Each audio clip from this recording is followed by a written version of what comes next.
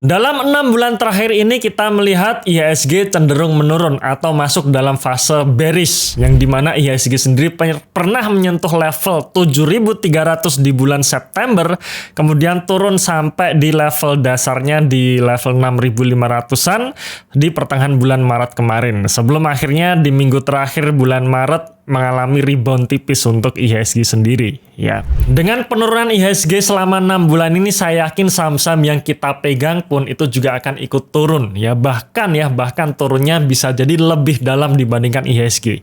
Itu adalah hal yang wajar ya. Jadi kita tidak bisa mengharapkan harga saham yang kita pegang itu naik, bahkan naiknya signifikan jika IHSG sendiri saja juga lesu.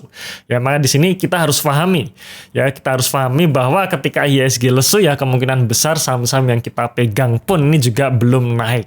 Nah, di sini saya mulai menemukan banyak para investor ini mulai keluar dulu dari market ya. Ada yang bilang saya mau keluar dulu atau exit dulu dari market, menyimpan cash dulu ya, masuknya nanti ketika market sudah kembali kondusif.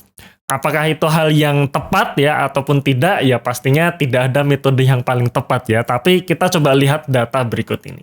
Oke, ini adalah perjalanan IHSG dalam jangka yang sangat panjang ya, dari tahun 2004 sampai tahun 2022 ya. Jadi ini memang saya freeze atau saya sampaikan hanya sampai tahun 2022-nya saja. Sehingga 2023 ini bisa menjadi pembelajaran ya.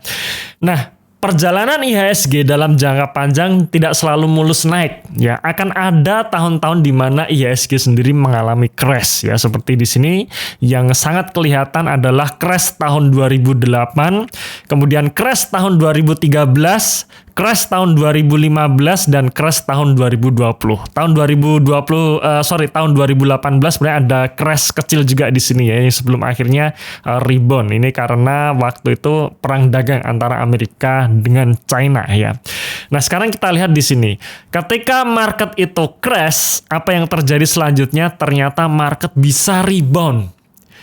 Ya, bisa rebound, apalagi kalau kita lihat tahun 2008 lalu ya, karena krisis sekarang ya atau market crash sekarang kan sering dianggap sama dengan krisis tahun 2008 kemarin ya, yang dimana kejatuhan bank-bank besar di Amerika sana ya. Padahal menurut saya sih seharusnya tidak akan sebesar tahun 2008 lalu ya, alias ya hanya di level ini saja gitu ya, bisa dikatakan level supportnya 6.500 kira-kira seperti itu. Cuman anggap saja ini seperti tahun 2008 yang dimana IHSG jatuh sampai 61%. Jadi bisa kita bayangkan kalau IHSG sendiri jatuh 61% ya, apalagi saham-saham yang kita pegang ya, jatuhnya pasti lebih dalam dari IHSG. Tetapi yang menarik, ketika market itu rebound, bisa naiknya sangat kencang ya. Level terendah tahun 2008 sampai tahun 2012 IHSG naik 382%. Ya, jadi bisa dibayangkan IHSG setelah rebound itu naiknya 382%. Ya, jadi bisa kita bayangkan saham-saham di dalamnya pastinya ya reboundnya pastinya bisa jadi lebih besar lagi seperti itu ya. Dalam waktu kira-kira sekitar 4 tahunan. Nah, kira-kira faktor fundamental apa yang membuat akhirnya IHSG itu juga rebound ya, pada akhirnya rebound? Karena sekali lagi kita berkesimpulan bahwa dalam jangka pendek market ini memang akan digerakkan oleh sentimen tertentu ya, tapi dalam jangka panjang market itu akan kembali ke fundamental aslinya. Nah, fundamental apa yang ada di IHSG? Ya tentu saja adalah pertumbuhan ekonomi negara kita alias pertumbuhan ekonomi Indonesia.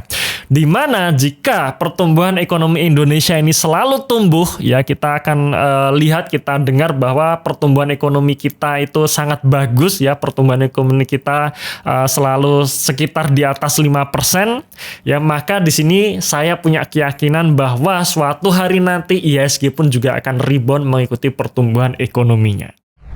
Nah, saya tidak tahu apakah teman-teman di sini juga exit dulu, menyimpan cash dulu, atau justru sebaliknya. Ya, kalau saya sendiri, saya sampai saat ini strateginya sama ya, masih sama. Sepanjang IHSG masih di bawah level 7.000, saya terus melakukan pembelian.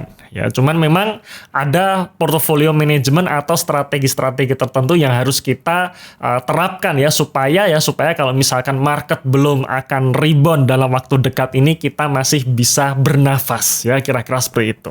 Nah, di program Value Investing Mastery di situ kita juga sharingkan mengenai cara mengelola portfolio ya, cara menyusun portfolio yang ideal, termasuk cara menghitung kinerja portfolio. Karena ya saya sendiri juga selalu memberikan edukasi atau memberikan sharing bahwa target portofolio saya bukannya 20% ataupun 50% per tahun, tidak, tapi hanya sebatas mengalahkan market atau beat the market. Dengan kita konsisten bisa mengalahkan market setiap tahunnya, maka itulah keberhasilan kita dalam berinvestasi saham. Oke, itu tadi sekilas mengenai tips ya buat teman-teman yang masih galau apakah saat ini saatnya untuk masuk atau menunggu market kondusif dulu ya. Jawabannya ya saya kembalikan ke masing-masing, tapi kalau saya sendiri ya tadi sudah saya sampaikan, sepanjang IHSG masih di bawah 7.000 saya terus melakukan pembelian. Oke, terima kasih sudah menonton video ini sampai akhir. Tunggu video kami selanjutnya dan salam passive income.